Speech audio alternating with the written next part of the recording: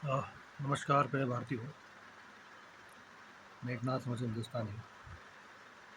तो काफ़ी टाइम से बहुत सी न्यूज़ जो है फ्लोट हो रही हैं, बहुत सी बातें चली।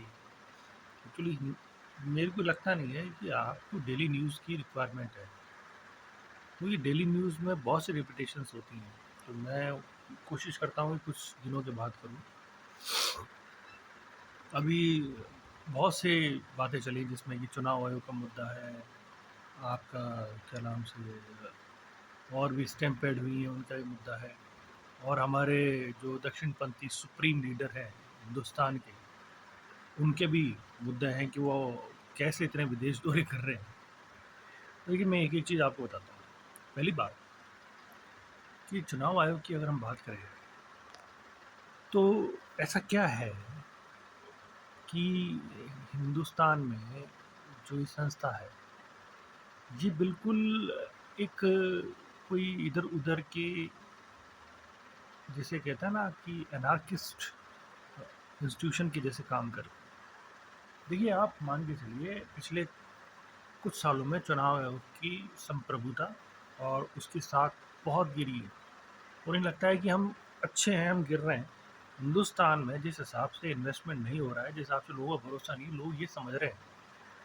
और जिस हिसाब से करप्शन का लेवल, मैं मान के चलता हूँ कि अब कोई आदमी 100% को भी पार कर गया है, कि एक आदमी पांच पांच जगह से पैसा कमा रहा है, करप्ट, बिल्कुल करप्ट। तो ये हर कोई समझ रहा है।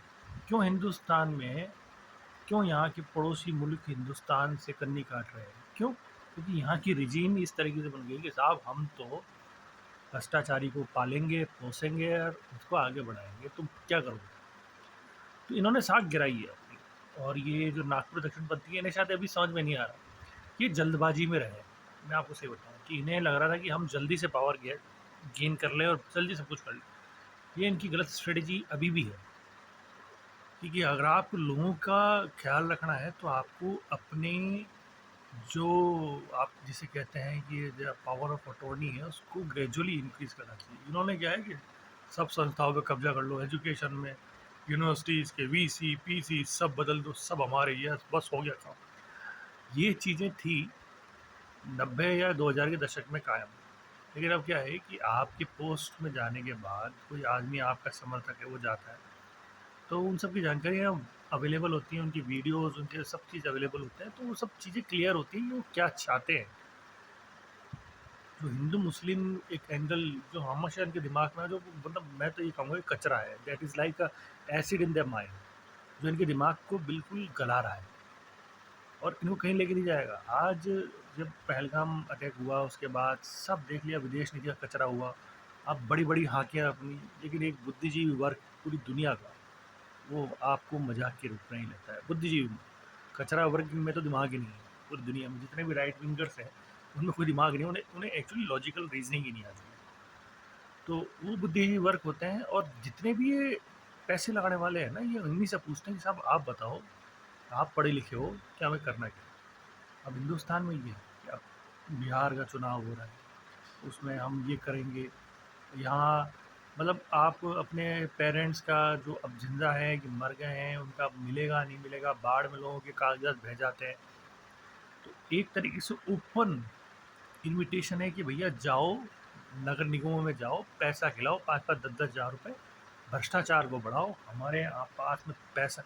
इनडायरेक्टली क्या हो रहा है कि अब आप ये कह रहे हैं कि मुझे लगता है कि स्कीम है कि भाई अब वहाँ नगर निगम में, कि लोकल नगर निगम में जाएंगे या कि जो पंचायती जो संस्थान है उसमें जाएंगे, वहाँ पैसे खिलाने पड़ेंगे, फिर इनको प्रमाण पत्र मिलेगा। मिलेगा तो भाई 10 हज़ार में आज मिलेगा, 5 हज़ार में 50 दिन 10 दिन बाद मिलेगा।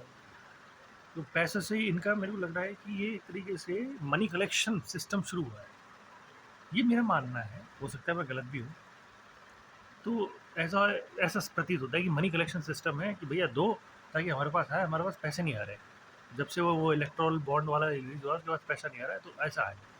तो उगाही का संगठन अगर कोई संस्थान बनने लगे और वो बेशर्मी के तरह, अगर आपको कोई जा रहा है, कॉम्पिटेंट अथॉरिटी जा रही है, कोई अपोजिशन पार्टी जा रही है, तो you need to be more transparent about that.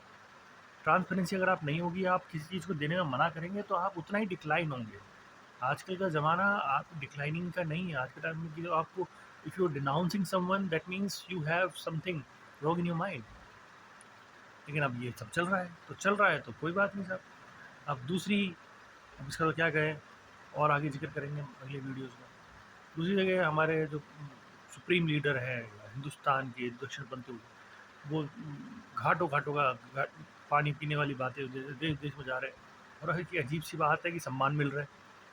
तो सम्मान किस वजह से मिला जाता है? आपको सम्मान कैसे मिलता है? सम्मान ऐसे मिलता है जनरली कि आप 2 देशों के बीच में वहाँ की सिविलाइज़ेशन के लिए भी, वहाँ के लोगों के लिए भी और अपने लोगों के लिए बहुत बड़ा काम करें। तो सम्मान तो चलिए ठीक है, सम्मान तो आप मैं धमका दूँ किसी छोटे पड़ोसी को धमका दूँ, मैं छोटे भैया नेता हूँ, यार मैं तेरे घर आ रहा हूँ 20 लोगों को लेके, ठीक है?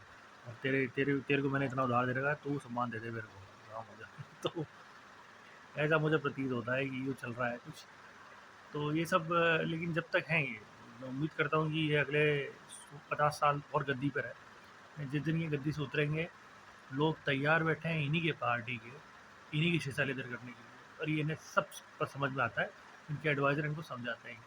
जिस दिन ये इस पद से उतरे हिंदुस्तान के, ये दक्षिणपंथी नेता, जो सर्वोच्च नेता है, सुप्रीम लीडर है दक्षिणपंथियों के इस वक्त, इस पार्टी के, अब इनके साथ करने को लोग तैयार बैठे हैं, भरे बैठे हैं।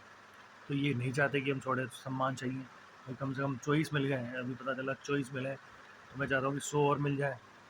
वो मिल जाएंगे, कोई दिक्कत नहीं है। आप धमका दो, छोटे छोटे देशों को धमका दो, बताइए ये 20-20 50-50 लाख की आबादी वालों को सब सम्मान दे देंगे आपको, कोई दिक्कत नहीं। अभी ले लो, कुछ 2-3 महीने बाद सम्मान ले लेना, 5-10 सम्मान और ले लेना। तो ये सब मजाक चल रहा है। और बाकी जो बातें चल रही हैं कि अब किस तरीके से पॉलिटिकल सिस्टम डेवलप हो रहा है हिंदुस्तान में, ये मैं समझता हूँ कि ये देश के लिए बड़ा चिंताजनक है। अगर लीवरेज ही नहीं है और आपके संस्थानों में ऐसे लोग बैठे हैं, जो शिक्षण संस्थान है, जैसे स्कूल बंद करने की बात आ रही है, और ऐसे लोग बैठे हैं जो स्कूल बंद करना चाहते हैं। यूपी में खबर आई है ऐसा कि स्कूलों को मर्ज कर दिया। मतलब बड़ा विचित्र है कि प्राइवेट में तो लोग पैसे से करवा ही नहीं पा रहे, सरकारी में 20 स्कूल। अरे आप एक्चुअली में कोई एक जो सरकार होती है वो वेलफेयर के लिए काम करती है। 50 स्कूल हैं, 50 बच्चे किसी स्कूल में, तो आप कोशिश करिए कि 3 टीचर लगा दीजिए, 4 टीचर लगा दीजिए, उन टीचरों को रोटेशनल ड्यूटी लगा दीजिए। आप दिमाग तो लगाइए कि हम कैसे यहाँ पर, जैसे 2 दिन आपने साइंस और इंग्लिश और मैथ्स के टीचर वहाँ सेंड कर दिए, वहाँ भेज दिए, कहीं आस-पास से कहीं और दूसरी, ऐसा नहीं हो सकता कि स्वैप हो सकते हैं, हो जाएँगे, मैनेज करिए ना। लेकिन स्कूल ही बंद करो, वो बेचारे गरीब बच्चे आज के टाइम में सिटी के अंदर, शहरों में, एक बाइक चलाने वाला एक 10 किलोमीटर का डिस्टेंस तय करने में सोचता है, क्योंकि उसकी बाइक की सर्विस ही नहीं हो रही है पिछले 5 महीने से। लेकिन आप लोग जो है ठीक है ना, ये अहम बोल रहा है इनका।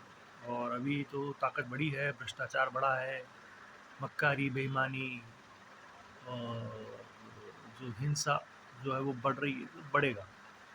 हिंदुस्तानी जनता को 11 साल में अभी समझ में नहीं आया जो इनके जो भक्ति करते हैं। लेकिन ठीक है, इनकी आने वाली पीढ़ी जब भूखे मरेगी तो ये वो इन्हें भी पता है कि भूखे मरेगी, तो इन्हें समझ में आया। मेरे यूट्यूब चैनल को सब्सक्राइब करिए, और बाकी मेरे इस वीडियो को आप जरूर शेयर कीजिए। जय हिंद, जय भारत।